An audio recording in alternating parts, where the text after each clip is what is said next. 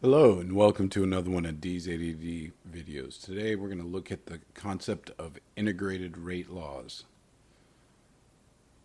by checking out this example. Here we have a solution that has a 1.2 molarity, and experimentally you derive that the rate constant is 3.2 times 10 to the negative 6 seconds inverse. And you're asked to determine the concentration remaining after 4.5 hours. So right away you should see this as an integrated rate law problem because they're asking for concentration at time t. So the next question you should have is, what order reaction is this? Is it 0, first, second? They didn't specify. How do you determine that? Well, the way you determine that is by the clue they gave you, the rate constant. See how the rate constant is seconds inverse? Because it's second inverse, you know that this is a first order reaction. Now you know that, you know what equation is feasible. Corrected? So anytime the question is how much is left at time t, you're looking for A sub t, the concentration at t. And because the reaction's first order, the equation becomes this. There's also the other version of this equation. Remember, natural log and e are inverses of each other.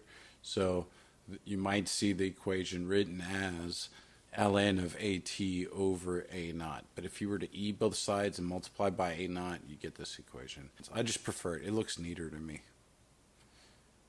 Whatever your preference is, go ahead and stick to it, okay? They are the same equation. So now, when I plug in, I have the original molarity, and I plug in my rate constant k, which goes up here in the exponent. And once I plug those things in, I realized that I need my time in seconds, and I wanted 4.5 hours. So what you have to do is you have to convert the 4.5 hours into seconds. So you use your conversions. Whatever you have goes on the bottom. Whatever you want goes on top. Have, want. That way, whenever you're doing this, you can cancel out and be left with the correct units that you need, which is seconds.